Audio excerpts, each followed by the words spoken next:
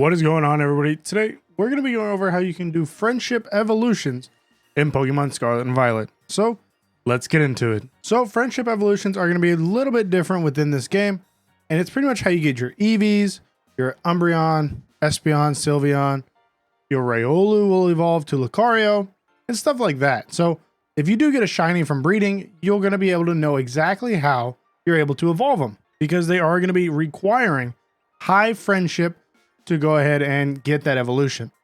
Now, keep in mind, Eevee with the Umbreon, Sylveon, and Espeon are all different. Umbreon needs to be evolved at night, Espeon during the day, and then Sylveon knowing a fairy type move.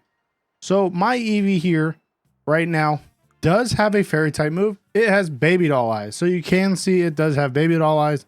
It is a fairy type move. So when it does get that friendship level, it will just go ahead and evolve into a Sylveon. Now, first things first, you're going to want to get the item that helps you evolve it the quickest, which, as you can see, I gave them all a Soothe Bell. Now, to get a Soothe Bell, if you come over to Koskarafa, we're just going to zoom in here, and we're going to be right by Delibird Presence.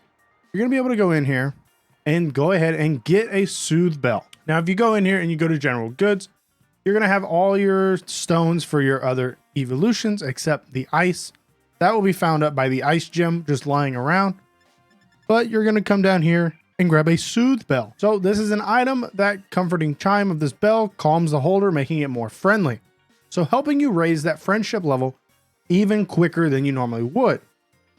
So now let's go ahead and go over the ways that you can actually gain friendship, because that's going to be very important. First off, there are a few ways. First is going to be the picnic method. You can go ahead and just drop a picnic. Make sure you kind of have one Pokemon that's a high level in the party to go ahead and help with another method. But for this one, it's going to be pretty simple. You're just going to come up. You're just going to make a sandwich. It doesn't matter how the sandwich is made. It's just a random sandwich. So we're just going to make this a super simple ham sandwich. So a buttered ham. And that's it. Like, you're just going to make a sandwich. What this will do is help raise the friendship level of your Pokemon. That's all it does. It raises it a little bit and gives it the chance to have that mark for the sandwiches. But that's it. It just boosts it a little bit. With the Soothe Bell, boosts it a little more. And that's about it. The effects do not matter. As you can see, it's a level 3 sandwich. This is honestly the cheapest sandwich that you can really make. Super simple. And the effects up there in the corner don't matter whatsoever. Another way is you can go ahead and wash your Pokemon.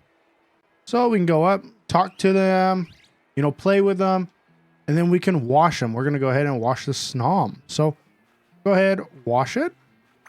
This will raise it a little bit as well, because this counts as playing with the Pokemon. So playing with them, washing them, and having them eat sandwiches are some of the best ways to go ahead and raise the friendship level. And then another way is just having them run around in the open with the Let's Go mechanic. And honestly, for that one, I'm not a big fan of, because it does take a little while. And the way I have found, and I have done it the most, besides the picnic and the playing, is we see that we have this outbreak here. All we're going to do is use our level 100 and go ahead and just knock out. Because if you are knocking them out, you are giving friendship with the Soothe Bell to your other members of the party. So we'll just run over here and start knocking them out. And with this, you can actually shiny hunt and do the friendship evolutions as you go. So all you have to really do is just knock out high level Pokemon, and that's it. You don't really have to go straight to an outbreak, but going to an outbreak does help speed it along, since there is a lot more Pokemon in a certain area than there typically would be. And just like that, Snom is now evolving, and it only took about 30 knockouts. So I went to an outbreak that had level 50s, had some 42s, around the 50 range pretty much. That was the average. And it just evolved. Just knockout. I knocked out 30 for Snom. Perfectly fine.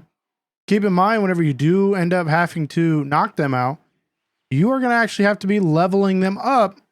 So they'll be getting a level once their friendship is to where they need to be. So what that means is, if you are knocking them out, and your friendship is all the way up.